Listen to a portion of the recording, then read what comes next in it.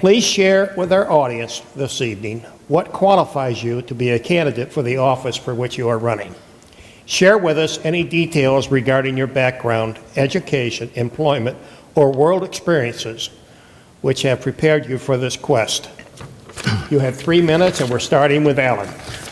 My name's Allan Jager, and I do appreciate all of you being here. It's great to see a crowd, but looks like my late township board meetings, they all been going about with a lot of people because we've had a lot of problems. I've been married for 41 years. I worked in the oil field for 10 years out west before I came back to Holton Township.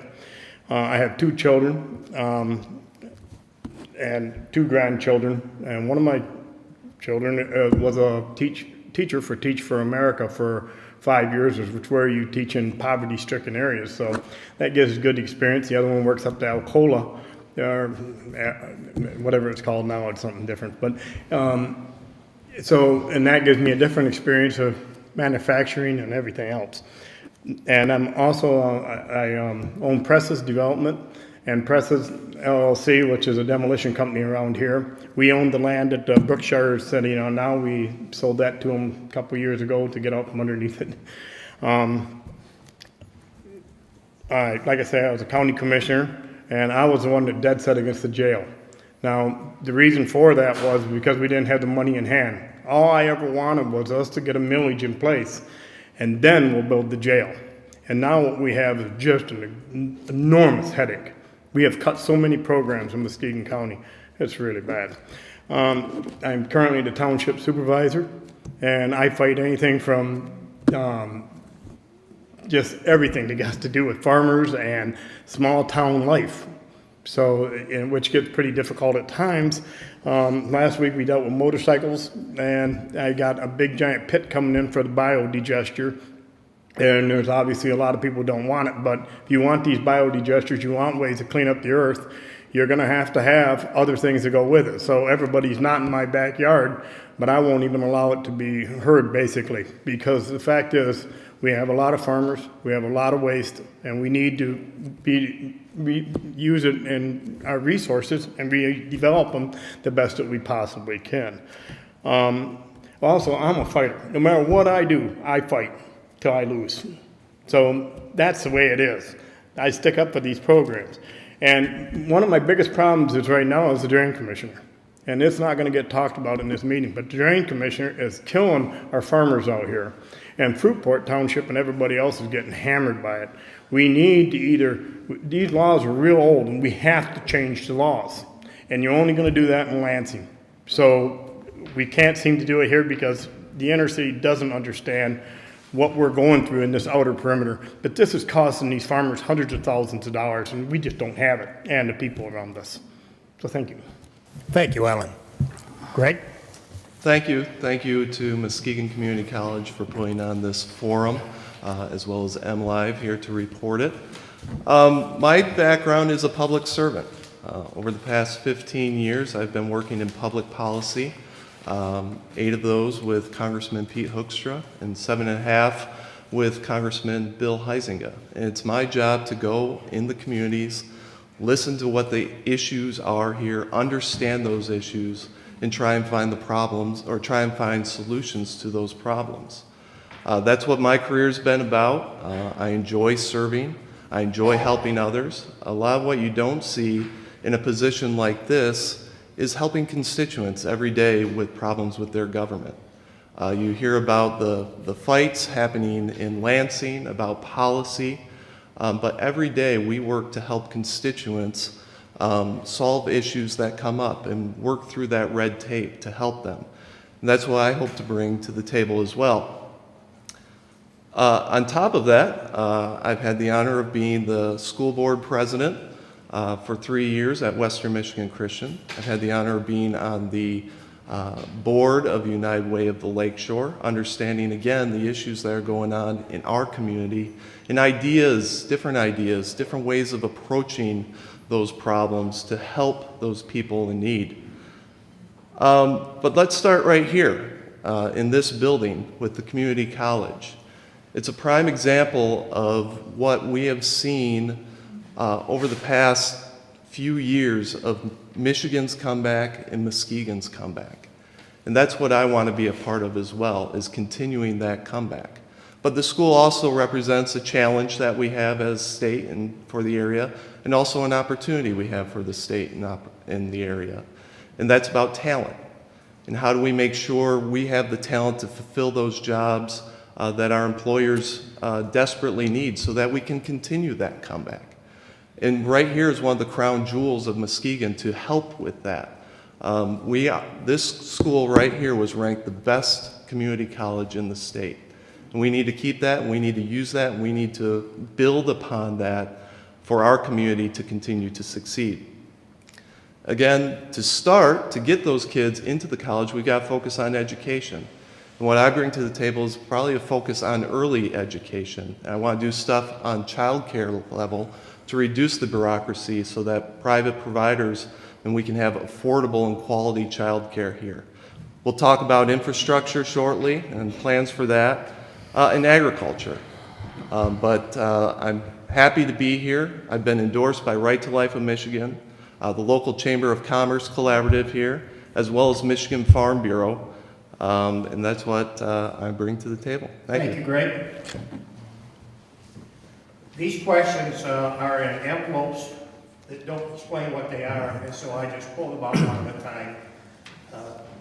Turns out I think that this was the same first question last time.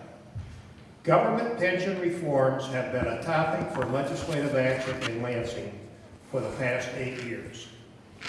It appears that some groups have been targeted quite heavily with the diminution of their pension programs, teachers, for example, while others have gone relatively unscathed, judges, district attorneys, and state police. Please discuss how you will address the issue of pension shortfalls and how you will make these changes equitably. Greg, you go first. Sure, thank you for the question. Pensions have been a topic of conversation for a number of years, and that's because of the actuarial studies that show that what we thought were sound policies just were not built that way. And was kind of hidden from the public, and when we had the Great Recession, all of a sudden the red flags started appearing. On the question of equitability, one, it's a question of which ones are funded and which ones aren't. It's not a targeting. If one is severely underfunded, let's focus on that one. It's kind of a Dave Ramsey approach. You go after those debts that you need to first solidify, and then you start going after big ones. You got to pick which ones and which ones you have the funds to address. Certainly with teacher pensions, again, there's a liability there with the state, but we have put millions of dollars to try and shore up those teacher pensions to ensure that those are saved for those that have earned it. You don't want to change, and by law, you can't change the benefit, but you got to change the structure. And I think going towards the 401k version is the right choice for moving in the future, and gives you some stability as you make those payments. I see that happening more and more as more and more red flags are shown and the actual actuary studies show the deficits that we incurred. But unfunded liabilities is a major concern for the state, and making sure we have the funds necessary to fund those, and pensions will remain to be that. But I would support continuing to moving towards 401k and making sure that we are paying the obligations and the commitments that we've made. Thank you, Greg. Allan? Yeah, first off, every single employee that's in the public sector through the state of Michigan ought to be on a 457. There should be no defined benefit programs anymore where we don't have any control over. Next thing is the question is why is some places just not getting hit at all, and then our teachers or something get hit hard? That's the question you ask.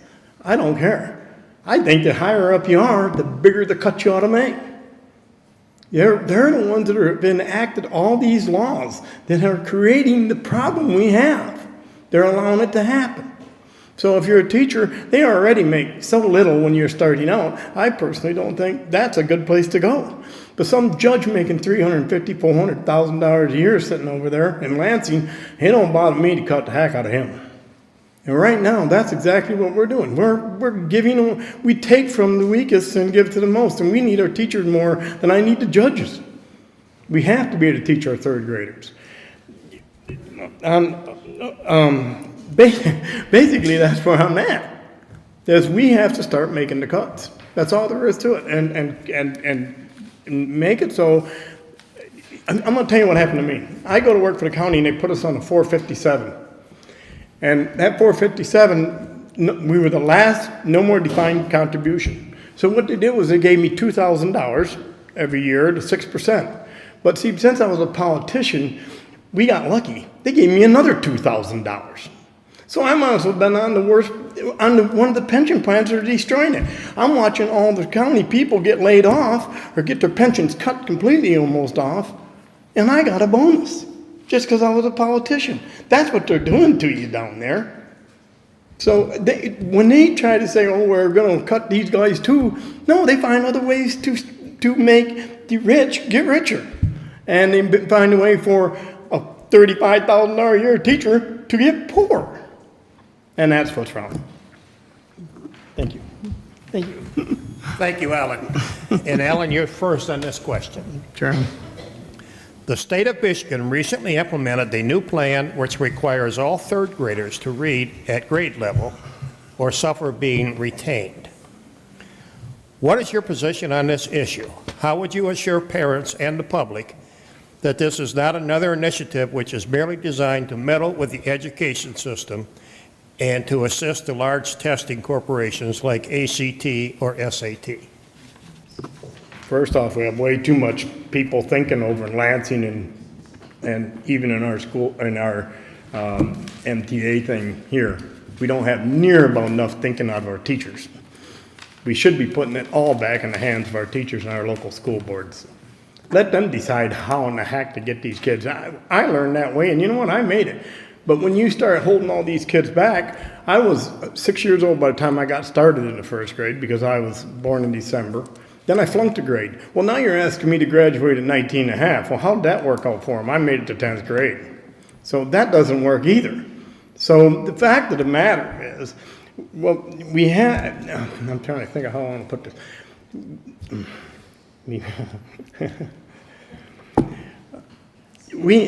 The schools had the resources to teach our kids. There is no way you're ever going to put North Muskegon teaching at the same level as Holton. Holton is the second poorest district in all Muskegon County. And so our kids are different. And so you can't put all these tests on. We're doing the best we can. We're trying to teach them, but we have to keep moving them on to a certain extent. Do I want every kid to learn? Yes. My 6-year-old grandson, who isn't even in first grade already, can read because the parents put out the time and the effort to do so. But the thing is when you don't, you're asking all these teachers. First off, the state's telling the teachers how to teach them. If you would let the teachers teach them, we would actually be able to move them forward. But instead, they say, well, you got to teach all these tests. You got all these tests, and you got all this trash. And the thing is, it's not going anywhere. We just keep adding more and more work onto our kids, and we're not gaining anything. We're better off go backward, don't go forward here. The more they put on us over in Lansing, the worse it's going to get. And we're proving that by being one of the worst states in all the states to teach third graders reading. Thank you. Thank you, Allan. Greg? I wrote down a number, 41. This is where Michigan fourth graders rank in the state, in the nation, on reading. It never was this way. We just continue to get worse and worse as a state. We need to do something. We need to make sure that our third graders can read to learn. That's the switch. Third grade, you learn to read, then you read to learn. Being 41st in the nation is horrible. I believe that we need to put some policies in place to make sure our students are reading by the 3rd grade. And that will give them tutors, that will get them others when they see that they are struggling. We also need to do stuff on that testing side to see how individual students are progressing. We focus a lot about this testing stuff, but we can do better of getting individual plans to see how our kids are doing, not only locally, but statewide, as well as nationally, to make sure our students are learning. Again, it is about parents. We read to our kids every day. We probably count on our hands how many times we haven't read to our kids at night. So it's very much on parents. It's very much, and I recognize that not all households this is feasible. My basic tenet on education is if you want a student to succeed, they need a loving, caring adult in their life. We expect that to be parents, but with societal issues, that's not always the case. Sometimes it's grandparents, sometimes it's an uncle. Sometimes we put that burden on teachers, and I think that's unfair to teachers. Another part, as I discussed a little bit earlier in my opening statement, is we got to do a better job, particularly here in Muskegon County, of having child care, quality, affordable child care, so that parents have another resource, so parents can go out and work and make it affordable for them to work. Earlier I talked about talent and talent shortage. There's a labor force there, but just as me and my wife made the decision of whether we were going to both continue to work, we had to do a budget and determine whether it was feasible or not. A lot of families are making those same choices and same decisions. We need to focus on that, make sure that we've got quality and affordable child care so those students are prepared for kindergarten and 1st grade, and that will go a long way towards that 3rd grade reading issue. Thank you, Greg. Despite increases in the gasoline tax and the vehicle registration fees, Michigan's infrastructure continues to deteriorate at an alarming rate. What ideas or initiatives would you propose to help address this concern in a feasible manner? Make sure how you explain how you would fund these elements. That one's to me, correct? Yeah, I talk about infrastructure a lot on the campaign trail. We've got to do something about our roads, continue to do something about our roads. There is more money coming in from the previous legislature on how they are funding it. We're ramping it up. So it will take time because for a decade we ignored our roads. So there's a lot of work to do. But infrastructure is also a term about wastewater. It's a term about broadband. It's an all-encompassing term that we've got to focus on. We've got to focus on it strategically. Here on the west side, we're growing. We need to make some strategic infrastructure decisions so that we can continue to grow. When we look at funding, one, it's, I believe, the first time, maybe 2 years ago, where we actually used general funds for infrastructure, for roads. We got to continue to do that.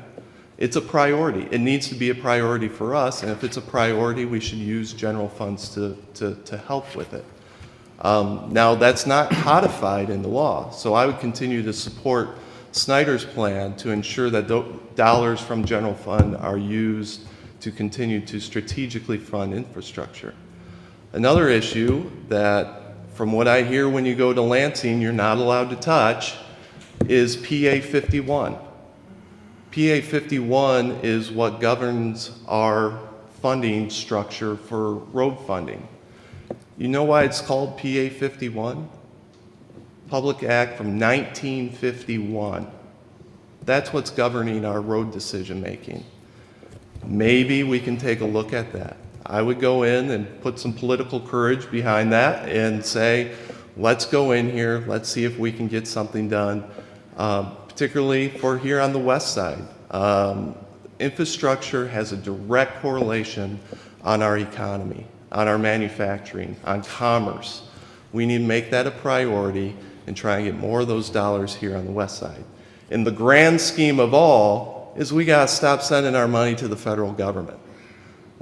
We are a donor state, and we remain a donor state. If we would stop sending those gas tax dollars to DC, them siphoning it off, them making the decisions on where we need to put our dollars, we can have much more impact, and we wouldn't be in this business right now if we weren't a donor state for so long. Thank you, Greg. Allan? 80% of all Republicans running for state offices and federal offices signed pledges saying they will not raise your taxes. 80% of the population of Michigan voted to not raise the gas tax or the registration fees. What the hell happened?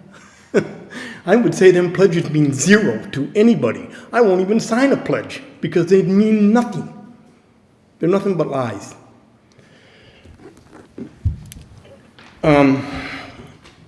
I'm a cutter. Everything needs to be cut.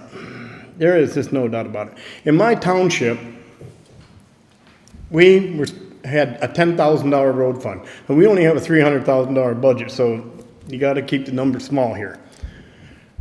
I went in there and said, this is not going to work, it's not going to happen, and we're changing it immediately. So the first year, I took it to $25,000 and we got one road repaved.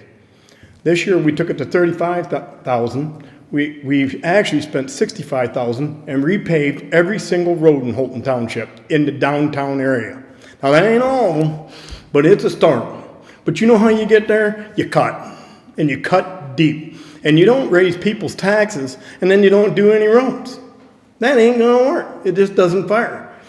If you give this township, my township, you give me the money, I guarantee you, all of it will go to the roads. Not 10% or 20% or 30%, all of it will go to the roads. Our board has dedicated, we're gonna work on the roads. No more bicycle paths, no more parks, no more anything. We will cut, and we will get the roads fixed. I got roads so dangerous in my township the buses can't drive on. They're worried about building another park. We bought 300 acres in Ludington. We bought 300 acres now in Grand Haven. They're more worried about that than the safety of our children. We are constitutional obligated to do about 5 or 10 things. Take care of our old, take care of maybe the disabled, take care of our schools, and take care of our roads. Let's do so. And all we have to do is start cutting. And that's how you're going to get there. And the thing is I believe most people are scared. They will not cut. It's too easy to do these feel-good programs constantly.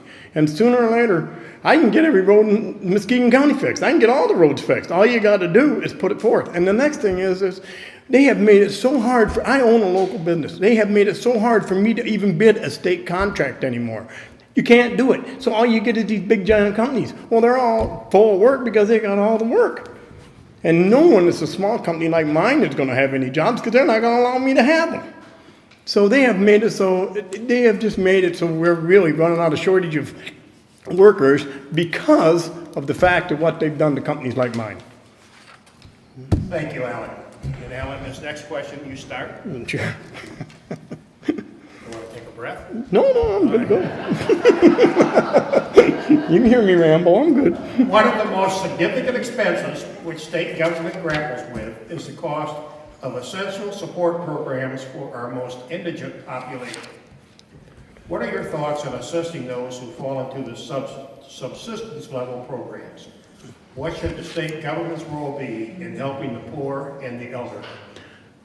Well, I can tell you. First off, I'll never say anything about the truly disabled or the old.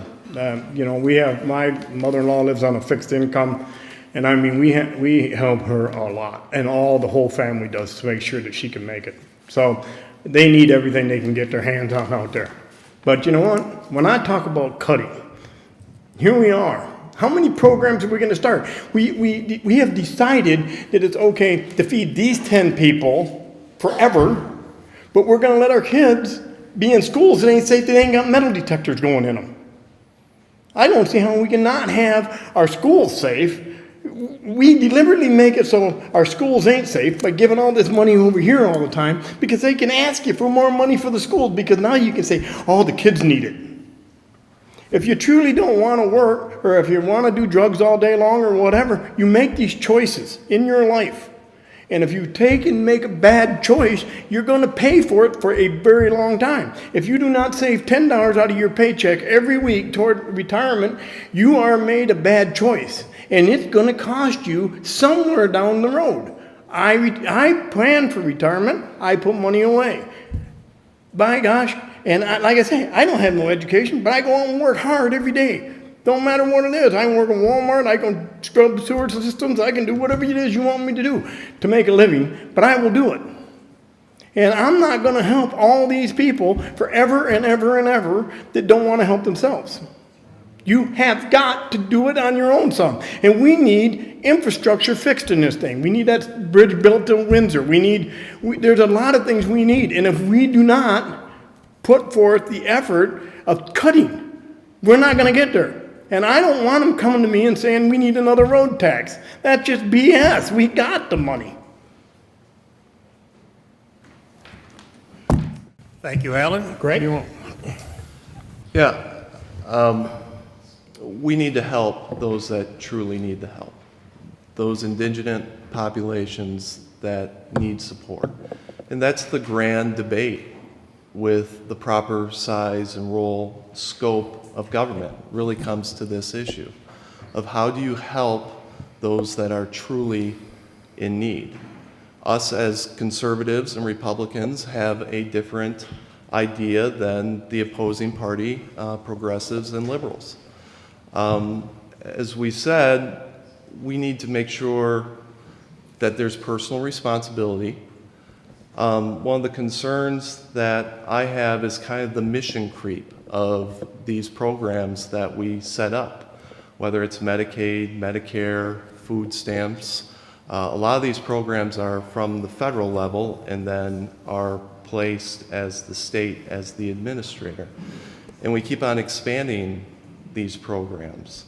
And it ends up hurting those that truly need those programs, of whether doctors are available now to see those patients, or it becomes such contention about food stamps and who truly need those resources. So we got to make sure that those that need the assistance get the assistance, but we can't continue to expand programs and have the detrimental effect of hurting them. We do a lot here in West Michigan. A lot of us, we live here because of the culture here, in that we take care of our elderly. We take care of those that need. We make that dinner when somebody has an accident or somebody's family member is having trouble. That's what community is about, and that's what we need to get it back to, rather than relying on the government to provide that, and the government being that safety net constantly. We need to have that culture reestablished where we are caring for each other, that the churches are coming together, that these nonprofits that are so prevalent here in West Michigan, that we have such gracious people that sacrifice dollars to help these places so that people that need the help can get and have the help. That's what we need to continue to focus on. We can't continue to rely on the government, because that's replacing that culture that we need and continue to want here in West Michigan. Thank you, Greg. All right, we have one more question. And Greg, you get to go first. Education continues to be a top concern among many voters in your respective districts. Discuss how you hope to address the issues of funding for K through 12 and community colleges, which see higher levels of support going to wealthier districts and fewer resources going to the more impoverished or rural districts. Sure. We've talked a little bit about education today. Education, I think everyone knows, is important. I consider it a great equalizer, as we just talked about poverty. To get out of it, education should be your way, again, personal responsibility, to break that cycle of poverty, to set your prosperity forward. So we want to have good schools. This question is about funding. It has a premise of more funding would solve the issue. Some of the most highest funded districts in the nation are our poorest performing districts in the nation. Look to Washington, D.C. You have to establish different options. In our district, we have one of the lowest per pupil funding in the district in Oak Ridge and one of the highest in Whitehall. And they have to focus dollars, but they stretch dollars. I said before that I'm the school board president at Western Michigan Christian. I have a different perspective on the cost it takes to educate a child. But one of the cores here, again, on educating is making sure parents and community are engaged and we have local control. We elect board members, school board members. You need to know who those school board members are. You need to be involved as a community and create that culture that you want to create. We need to surround these kids with mentors, with others, so that they can succeed. School districts are trying creative things, different things. Oak Ridge has got a health program now on campus, trying to do different things to keep kids in the classroom. And that's important as well. We got to make sure those kids remain in the classroom. So education is a very, very broad topic. I saw a report in Michigan. We have the 11th highest paid teachers in the nation. We've spent a lot of money, again, on shoring up pension dollars. We need to make sure those dollars are going to classrooms. But there's different things, there's different options, but I think parents also need to have options that's not based on a zip code that your parent or your child is born on will determine their success. Parents need to be able to have some choices in their education to make sure they set their children up to succeed. Thank you, Greg. Allan. All right. First off, I'd be cutting the heck out of universities. We have all these professors making $250,000, $300,000 a year. And I got teachers in Holton starting out making $35,000 a year. I'm telling you, you see a problem somewhere? We need, the equity is the way it's being transferred from one person to another. How many people in the building over there with the Board of Education, they just bought that brand new big building. How many people in there making $200,000-$300,000 a year? There ain't no telling how many of them are in there. And 90% of them want to go away. All they're doing is coming up with more bad ideas to run us further in the hole. So what we need to do is, first off, is equity could be changed a lot just by fixing the system of how we fund things. We should be putting a lot more money into trade schools and put competition against these universities, because we need the trade workers. There's no doubt about it. The whole state needs trade workers desperately right now. And it's mostly the way things are done. There's no way I'm going to get a teacher to work for $35,000 probably in Muskegon Heights or in Detroit. We're going to have to pay them more money. North Muskegon contributes one heck of a lot more money to Muskegon County than Holton does. So it's going to be awful hard for that to say, okay, we're only going to pay you $35,000 because you can't even live in North Muskegon for $35,000 a year. You'd be living on the sidewalk with the rest of them. That ain't going to work either. So there will always be inequity of who gets paid more, because of circumstances. I get paid more than my guys that work for me because I use my head more, or whatever reasons there are. There's 100 reasons. So I don't think equity is so much my problem, is how we get the money to it. Now, I do think there are a lot of teachers who are probably paid too much because they get 10% raises every year or whatever it is, and they get up in the 80 or 90,000. Okay, you're making pretty good money. But at the same time, I look at my daughter with 6 years of education. She can make 80 or 90,000 a year. So, I mean, if you got that many years of education, maybe it's right that you make that kind of money. I don't know. But I do know we need to square up this of how we're spending the money in the first place. Thank you, Allan. Greg has asked for a rebuttal. One of the components that I didn't get to in my previous answer was about the community college aspect. As I said in the beginning, we're sitting in the top-ranked community college in the state. And we were talking about creative ways to solve some of these problems. And with the Muskegon Promise, I think this is one of the most phenomenal ways that we are going to, one, address poverty and one, address funding for our schools. And again, this was led by the community, led by individual donors, some very gracious donors, as well as some public dollars as well. But those kind of creative solutions is going to shore up some of these fundings, help families immensely, middle-class families. I don't know, I changed my major once in college. Luckily, I did that after my first semester, so it didn't cost too much money. But having the community college here and having students do those options and learn is phenomenal. Now this is time for each of the candidates to give us a 2-minute summary, summarize their position and why they think people should vote for him. Allan, we'll start with you. All right, it's pretty simple. I don't have a lot of reason to go to Lansing. Everything changes every day. 90% of what they do is redundant, time and time and time again. You just keep passing the same bills and moving money around over here and there.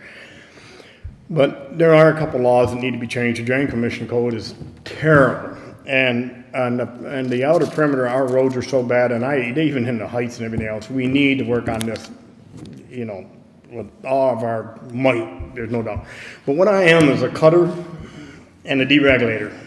That's what I want to be. That's what I want to be known for. I do not want my name on a bill for nothing in this world. But I would like my name behind the bill that gets rid of 10 bills. All I want to do is cut. And I want to cut deep. But we're going to get these roads fixed.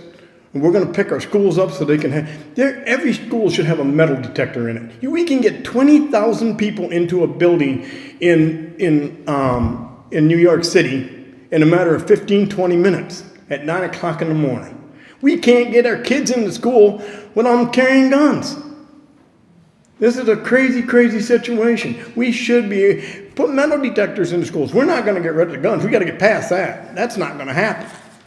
But we could put a metal detector in there that won't pick up everything, but will pick up metal boxes and, you know, their lunch boxes and all that. Okay, that might get stopped. But our kids seem to have lost... Until we have a shooting, no one's going to care. I'm saying I care right now. Let's make our kids safe in these schools. And this is just crazy to not do so.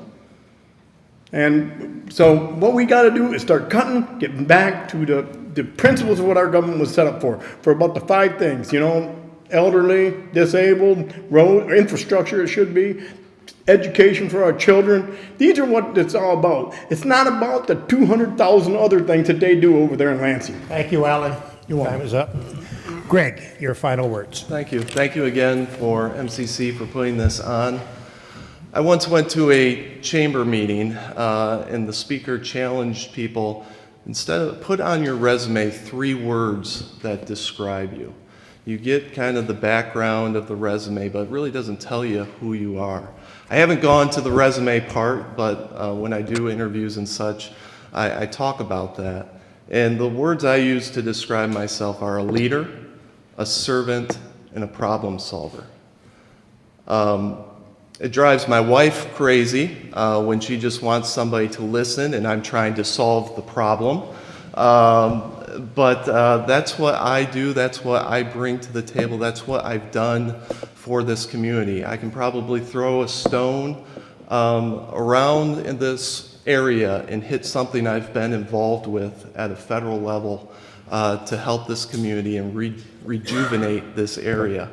That's what I'll try and bring to Lansing. We got some big projects happening here in Muskegon. In the era of term limits that we live in, you need somebody that can hit the ground running. I'm going to hit that treadmill fast if you elect me. And we're going to continue the comeback we've got going on here in Michigan and in Muskegon. And when it comes to the November election, you're going to see a big difference. You're already hearing from the other side of how we need to reverse things. I think we need to continue the progress that we made. I'm ready to serve you from day one and continue this comeback here in Muskegon and Michigan. Thank you. Thank you, Greg. Let's have a round of applause for our candidates.